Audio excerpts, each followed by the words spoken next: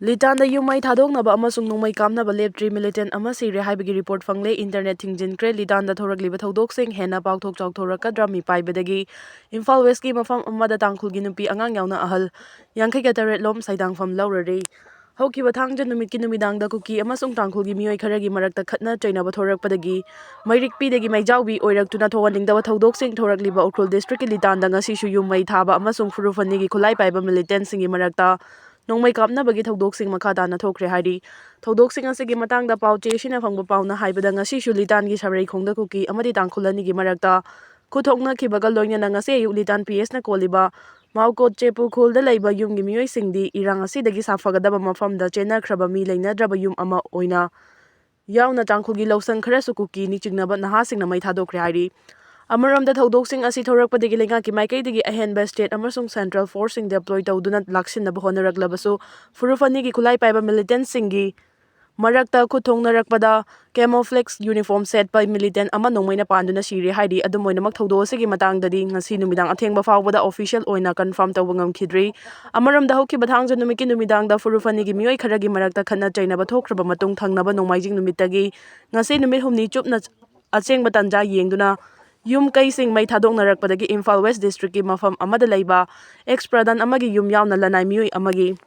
Yumdasu safagadaba mafamni haiduna tangkhulgi nupi angang amasung chahi yamlaba ahalsing saidangfam lauduna leiba hore hairi thodosigi matangda pauche sina mari leinariba ex-pradhan aduga telephone sanakiba warida mahang hai mahaki yumda lakliba mioising asi ngarangdagi hauna lakpani adubu litanda kanglufanigi marakta thowaningdaba thodosing thoklabasu makhoina leiriba mafamsing adudadi irang amata thokpa leite chumnadagi nahasing leihauraga nupi angang amasung ahalsingdi karigumba thowaningdaba thodok thoraklabadi kudongthiba mayongnadanaba laktuna leirabani maram asina thodosigi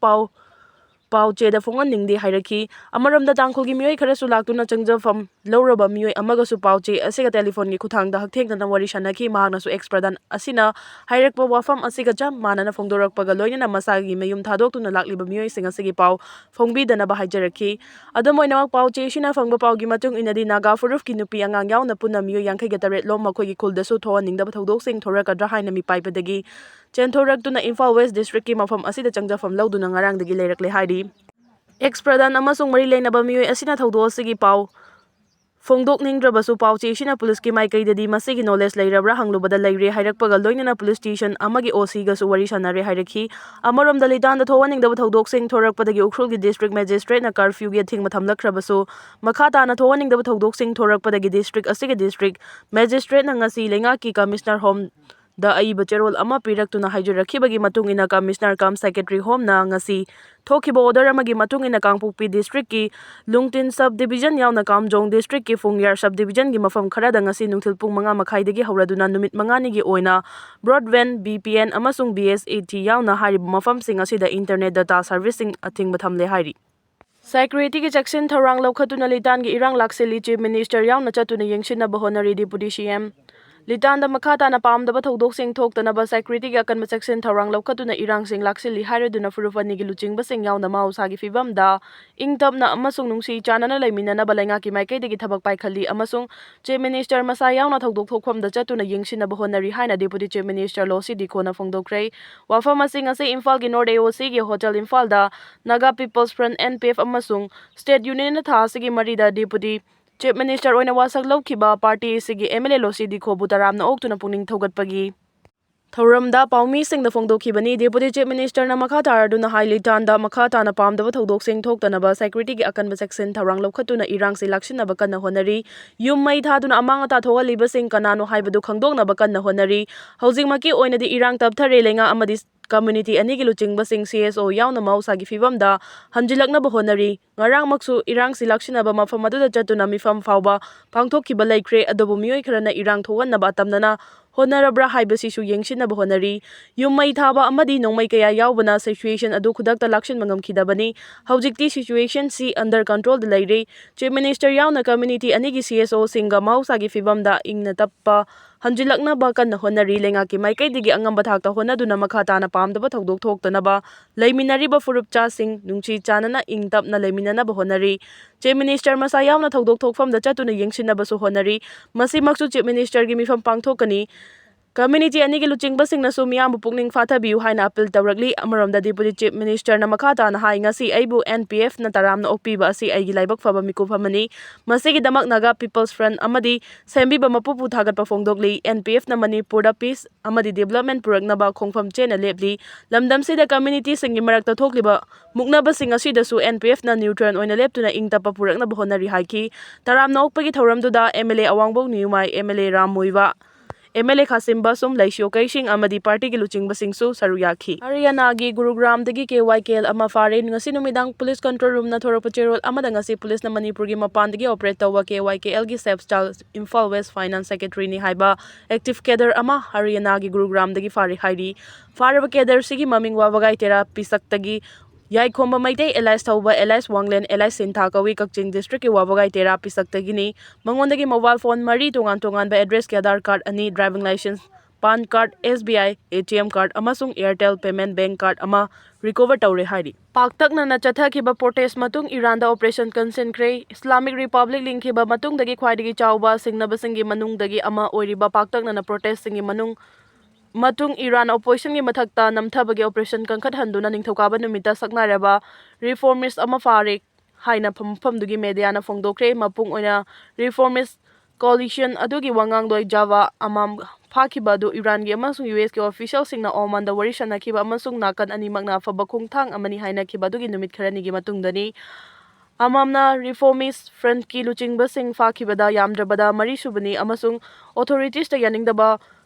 Fongdokpa statement amada sahi tawbagidamak activist sing amasung filmmaker sing fakhiba duga loinana mahakpu fakhibani Iran gi luchingba Ayatollah Ali Khamenei na ningthokaba numita mapa leibaki safugi mayokta lepa waref utnaba leibak miyamda appeal tawki Bom pokai hanbada chenaba KCP apunbagi kedar ahum fare police tha sigi nipan gi numidangda lilong chajingda bom pokai halamba thodokta chenaba miyoi ahum fagale haina police control room dagi thorakpa cherol amana ngarang phongdorakraba matungda ngasisu control room gi cherol amana thodo aduda chenaba KCP apunbagi kedar ahum ngasi fare hairi cherol asigi matugina faraba singdi Naga mapal Kangjabi lerektagi Laimayum Nelson kun Sagolban wahengbam laikai dagi chingkhai nganba wahengbam Elias Singkhai kun amasung Uripok Sorbon Thingel dagi Laithangbam Robert Elias Abu kuntragani thoini hari makhoi ahumgi manungda Nelson na mayum dagi fabani aduga chingkhai na Imphal airport dagi faraga Rovan na Minuthong area dagi fabani hari makhoi ahum dagi mobile phone ani Aadhaar card ani lupa chani ga humfu yaramba wallet ama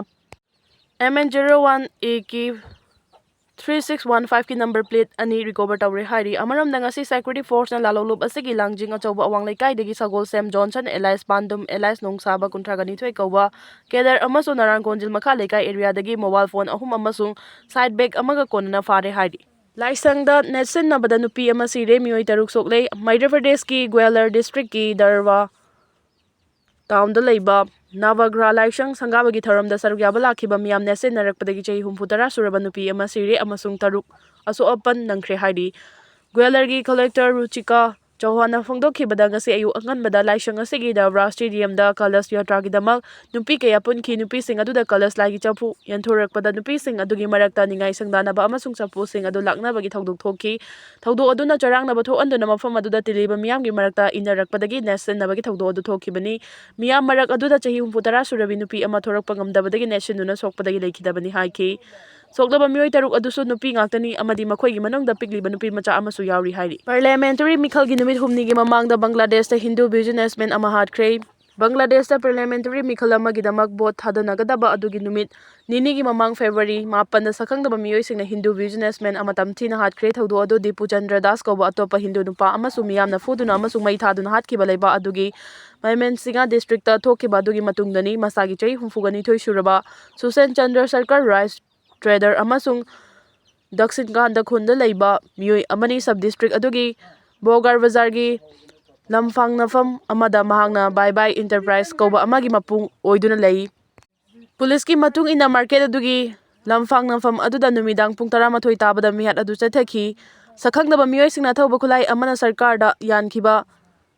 ꯑꯃꯁꯨꯡ ꯃꯍꯥꯛꯄꯨ ꯗꯨꯀꯥꯟ ꯑꯗꯨꯒꯤ ꯃꯅꯨꯡꯗ ꯁꯇꯔꯁꯤꯡ ꯑꯗꯨ ꯊꯤꯡꯖꯤꯜꯂꯒ ꯊꯝꯂꯝꯈꯤꯕ ꯑꯣꯏꯒꯅꯤ꯫ ꯃꯈꯣꯏꯅ ꯁꯔꯀꯥꯔ ꯍꯥꯠꯂꯕ ꯃꯇꯨꯡꯗ ꯗꯨꯀꯥꯟ ꯑꯗꯨꯗꯒꯤ ꯂꯨꯄꯥ ꯂꯥꯈ ꯀꯌꯥꯁꯨ ꯍꯨꯔꯥꯟꯈꯤ꯫ ꯁꯔꯀꯥꯔꯒꯤ ꯏꯃꯨꯡꯅ ꯃꯍꯥꯛꯄꯨ ꯊꯤꯔꯛꯄꯗ ꯗꯨꯀꯥꯟ ꯑꯗꯨꯒꯤ ꯃꯅꯨꯡꯗ ꯃꯔꯛꯇ ꯇꯥꯗꯨꯅ ꯂꯩꯔꯝꯕ ꯊꯦꯡꯅꯈꯤ ꯍꯥꯏꯅ ꯄꯨꯂꯤꯁꯅ ꯍꯥꯏꯈꯤ꯫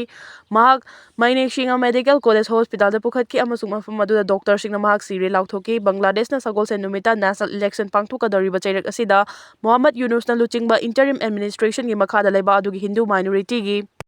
ꯁꯣꯛꯆꯤꯜꯂꯛꯂꯤꯕ ꯐꯤꯚꯝ ꯑꯗꯨꯒꯤ ꯃꯇꯥꯡꯗ ꯏꯟꯇꯔꯅꯦꯁꯅꯦꯜꯅ ꯅꯨꯡꯅꯥꯡꯕ ꯄꯣꯛꯄ ꯍꯦꯟꯒꯠꯂꯛꯂꯤ꯫ ꯍ꯭ꯌꯨꯃꯦꯟ ꯔꯥꯏꯠꯁ ꯑꯦꯗꯚꯣꯀꯦꯠꯁꯤꯡꯅ ꯂꯩꯕꯥꯛ ꯑꯁꯤꯗ ꯄꯥꯡꯊꯣꯛꯀꯗꯧꯔꯤꯕ ꯃꯤꯈꯜ ꯃꯥꯡꯑꯣꯏꯅꯅ ꯍꯤꯟꯗꯨꯁꯤꯡꯒꯤ ꯃꯊꯛꯇ ꯍꯤꯡꯁꯥ ꯀꯤꯍꯟꯕ ꯑꯃꯁꯨꯡ ꯅꯝꯗꯨꯅ ꯇꯥꯟꯊꯣꯛꯄꯒꯤ ꯊꯧꯗꯣꯛꯁꯤꯡ ꯍꯦꯟꯒꯠꯂꯛꯈꯤꯕ ꯑꯃꯁꯨꯡ ꯃꯥꯏꯅꯣꯔꯤꯇꯤ ꯁꯦꯐꯇꯤ ꯑꯃꯁꯨꯡ ꯗꯦꯃꯣꯀ꯭ꯔꯦꯇꯤꯛ ꯁ꯭ꯇꯦꯕꯤꯂꯤꯇꯤꯒꯤ ꯃꯇꯥꯡꯗ ꯍꯛꯆꯤꯟꯕ ꯋꯥꯍꯪꯁꯤꯡ ꯄꯨꯈꯠꯂꯛꯇꯨꯅ ꯋꯥꯔꯅꯤꯡ ꯇꯧꯈ꯭ꯔꯦ꯫ ꯑꯣꯒꯁ꯭ꯠ 2024ꯗ ꯄꯣꯂꯤꯇꯤꯀꯦꯜꯒꯤ ꯑꯑꯣꯟꯕ ꯑꯃ ꯂꯥꯛꯈꯤꯕ ꯑꯗꯨꯒꯤ ꯃꯇꯨꯡꯗꯒꯤ ꯕꯪꯒ꯭ꯂꯥꯗꯦꯁꯇ ꯍꯥꯠꯄꯁꯤꯡ, ꯃꯩ ꯊꯥꯕ, ꯂꯥꯏꯁꯪ ꯊꯨꯒꯥꯏꯕ ꯑꯃꯁꯨꯡ ꯂꯝ ꯃꯨꯟꯕꯒꯨꯝꯕꯒꯤ ꯌꯥꯎꯅ ꯃꯥꯏꯅꯣꯔꯤꯇꯤꯁꯤꯡꯒꯤ ꯃꯊꯛꯇ ꯑꯦꯇꯦꯛ ꯂꯤꯁꯤꯡ ꯀꯌꯥ ꯆꯠꯊꯈ꯭ꯔꯦ꯫ US. Commission on international religious ꯐ꯭रीडꯝ ꯌꯥꯎꯅ ꯏꯟꯇꯔꯅꯦꯁꯅꯦꯜ ꯃꯣꯅꯤꯇꯔꯤꯡ ꯕꯣꯗꯤꯁꯤꯡꯅ 2025 ꯄꯨꯝꯕ ꯍꯤꯟꯗꯨ ꯀꯝꯃ꯭ꯌꯨꯅꯤꯇꯤꯁꯤꯡꯒꯤ ꯃꯊꯛꯇ ꯀꯤꯍꯟꯕ ꯑꯃꯁꯨꯡ ꯍꯤꯡꯁꯥ ꯑꯁꯨꯝ ꯋꯥꯡꯈꯠꯂꯛꯈꯤꯕ ꯑꯗꯨ ꯔꯦꯀꯣꯔꯗ ꯇꯧꯈꯤ꯫